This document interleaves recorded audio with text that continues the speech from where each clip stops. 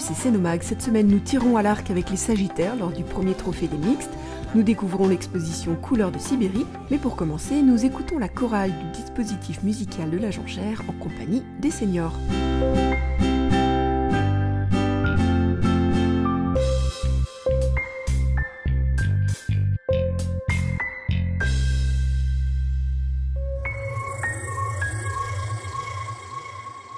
Bonjour, Cénomag, cette semaine vous emmène en salle de convivialité à la mairie déléguée de Sénaux, juste derrière moi. Va commencer dans quelques instants un concert intergénérationnel puisque 40 enfants du dispositif musical à la Jonchère vont interpréter des chansons d'antan pour les seniors, sous la direction de Stéphanie Stachnik.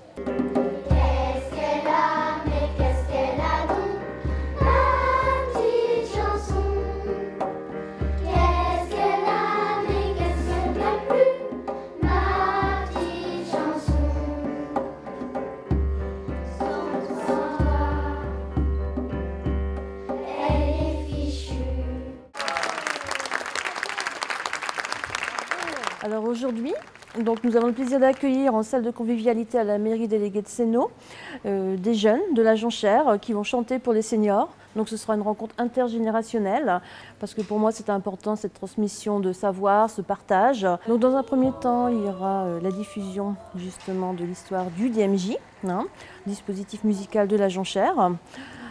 Pour faire connaître justement aux seniors ce qu'ils ont pu réaliser, la motivation des enfants, leur engouement également, faire partager justement dans la chanson, la musique. Donc 40 enfants vont chanter pour les seniors, des chansons d'antan, où tout le monde pourra reprendre justement une petite chanson. Ce serait vraiment très sympa. C'est la première fois que nous faisons ce genre de manifestation. C'est une manifestation intergénération. Les élèves des DMJ de la Jonchère vont chanter pour nos aînés. On choisit un répertoire plutôt de chansons des années 60. Il y en a, c'est moi qui les ai choisis, une chanson de Bourvil et puis une chanson qui m'a été proposée par les enfants qui s'appelle La Tendresse. J'étais vraiment très contente qu'il me la propose parce que c'est une chanson qui est pleine d'humanité. Et donc là, on l'a mis au programme parce qu'elle me semblait complètement appropriée dans le contexte intergénérationnel. Quand la vie impitoyable vous tombe dessus, on n'est plus qu'un pauvre diable broyé et déçu. Alors sans la tendresse d'un cœur qui nous soutient, non, non, non, non, on n'irait pas plus loin. Il y a 40 enfants qui sont inscrits à la chorale cette année au DMJ. Ils sont entre 7 et 10 ans, donc entre le CE1 et le CM2. Et donc ils pratiquent le chant tous les vendredis midi. Le dispositif musical à la Jonchère, mais qu'est-ce que c'est? Explication avec Yannick Canticruin, le coordinateur. Alors le DMJ, c'est un programme d'enseignement musical destiné aux élèves du quartier de la Jonchère. Et donc c'est un programme de la politique de la ville qui a été initié par la mairie de Sénaux il y a maintenant 16 ans et qui a une vocation éducative, culturelle, sociale. Le principe, donc les cours de musique se donnent sur le temps scolaire et périscolaire. Sur le temps scolaire, la logique, c'est de soutenir les apprentissages. Avec l'idée, quand on fait de la musique, bien sûr, on apprend plein de choses, on stimule la mémoire, la concentration, l'écoute, la maîtrise corporelle, voilà, et toutes sortes de compétences qui sont nécessaires pour aux élèves pour faire un parcours scolaire dans un climat de réussite. Et puis au niveau du périscolaire, la logique c'est de proposer aux élèves une occasion de prendre une part active et positive dans la vie culturelle de la cité. On a des projets qui sont relativement importants, ils vont retourner, 4 classes vont jouer dans le cadre des orchestres à l'école au Sénat, au Jardin du Luxembourg. Et puis on a aussi des actions de proximité qui sont tout aussi gratifiantes, comme celle-ci aujourd'hui, où on nous a sollicité pour participer dans le cadre d'une rencontre intergénérationnelle. Suite au concert, un goûter a été offert à tous afin de continuer le partage intergénérationnel.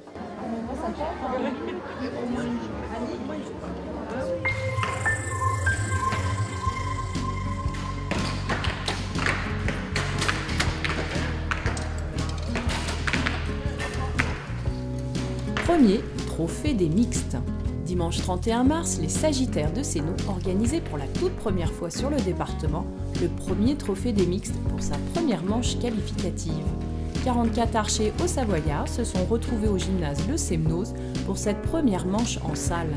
Le trophée des mixtes, c'est un homme et une femme, de la même catégorie d'armes, du même club, mais tout niveau confondu. un nouveau concours proposé par la fédération.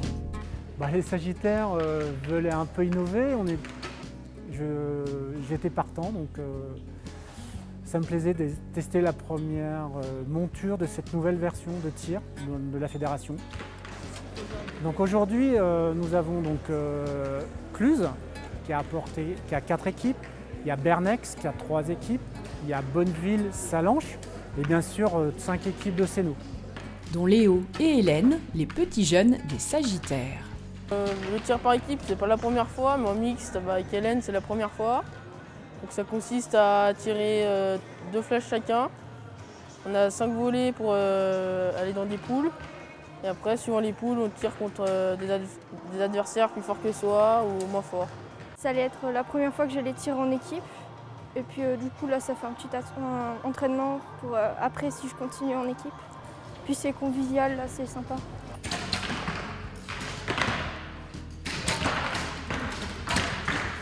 Premier tournoi mixte, j'avais encore jamais fait. C'était pareil, souvent une bonne ambiance dans les tournois. Donc ça permet de découvrir autre chose et puis ça change de ce qu'on a l'habitude de faire. Donc c'est un petit challenge, c'est sympa. Mais comment ont-ils formé leur couple? Même niveau, même expérience ou tout simplement par affinité? Ça fait longtemps qu'on tire ensemble, qu'on se connaît. Et à l'entraînement, on s'entraîne ensemble. Et quand on va en concours, on suit. On est les 2 seuls qui tirons en barbeau. Donc c'est les arcs sans viseur, sans stabilisateur ni rien. Du coup, forcément, on était ensemble. Et puis on s'entend bien, donc c'est chouette. Il y avait même un vrai couple dans la vie venu de Bernex. La seconde manche aura lieu au mois de mai, en extérieur cette fois-ci, à Thonon ou à Annemasse. Et les gagnants de chaque catégorie seront sélectionnés pour aller à Paris pour les finales. À suivre.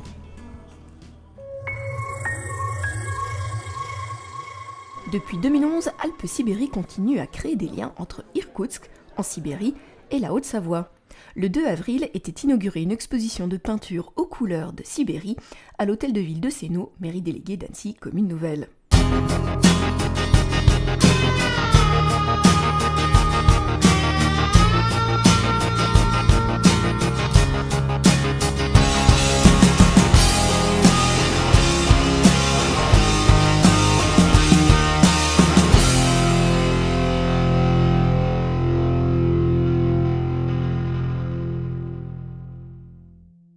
Au visage original, l'art sibérien puise sa force de sa situation géographique entre Occident et Orient, de son climat dur, continental, de ses maisons en bois typiques, de son lac Baïkal tout proche, ou encore de la taïga énigmatique.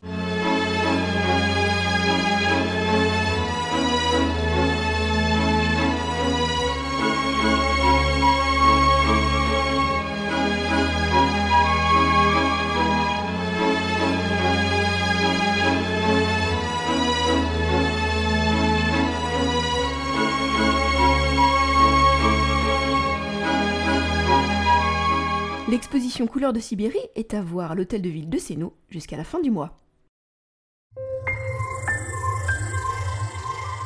Voici votre agenda pour la semaine du 8 au 14 avril.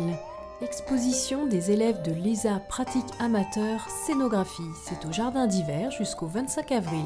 Dès lundi 8, vous pourrez revivre le carnaval de Sénot grâce à l'expo photo de Michel Chartier. C'est accessible à tous au Polyèdre. Mardi 9 à 19h, l'auditorium reçoit le spectacle tout public Samuel, moi je n'ai pas de problème, de la compagnie Le Voyageur debout, une image inattendue du handicap. Fille du misérabilisme et de la pitié, on rit de bon cœur et sans gêne. On s'émeut aussi. Véritable hymne à la tolérance, un regard inattendu sur le handicap. Mardi 9 de 9h à 13h, job dating pour les métiers de la santé et de l'action sociale à Cap-Péria. Organisé par le SIAS du Grand Annecy, Pôle emploi et les autres acteurs de la filière gérontologique de la Haute-Savoie. N'oubliez pas votre CV. Mercredi 10, les bibliothécaires iront à la galerie Valsénoz pour un brin de lecture. Une lecture hors les murs vous sera proposée à 16h30, ouvert à tout public. La prochaine aura lieu le 15 mai à la Jonchère. Et à 16h30, dans le cadre du festival Petit Patapon, votre médiathèque vous propose une sélection de courts-métrages sur le jeu. Sur inscription au 04 50 33 45 32. Prochaine séance le mercredi 24 avril. Jeudi 11 à 20h30, l'auditorium reçoit les élèves de danse du Conservatoire d'Annecy pour une soirée chorégraphique. Au programme de la danse classique, jazz, contemporaine, mais aussi du hip-hop. Réservation au conservatoire ou au 04 50 33 87 18. Vendredi 12, Connaissance du Monde vous emmène cette fois-ci en Islande. Projection conférence à 9h30, 14h30 et 18h30. En présence de la réalisatrice Amélie Amilé. Samedi 13, grande chasse aux œufs sur la butte Saint-Martin de 9h à 12h, organisée par les vitrines d'Annecy. Le café Terra Natura sera ouvert pour l'occasion. C'est ouvert à tous les enfants bien sûr. Dès 9h également, début du 17e trophée de danse du lac d'Annecy à Cap-Péria. Spectacle ouvert au public à 20h. Et le concours se poursuit toute la journée du dimanche 14. Samedi 13 à 10h30, un tout petit Uli spécial Festival Petit Patapon, sur réservation auprès de la médiathèque. Inauguration du nouveau terrain de paddle au Tennis Club de Sénaux à 11h30, puis tournoi de paddle, samedi 13 et dimanche 14. Venez découvrir ce tout nouveau sport près de chez vous. Et pour finir, dimanche 14, concert de printemps organisé par l'Estudiantina d'Annecy à l'église de Vieugy à 17h, avec pour invité Pisicar Galante, œuvre du 18e Scarlatti, Valentini, Vivaldi, entrée à 10 €. Notre magazine est déjà terminé, mais abonnez-vous à notre page YouTube ou notre page Facebook et vous recevrez toutes nos prochaines publications. À la semaine prochaine!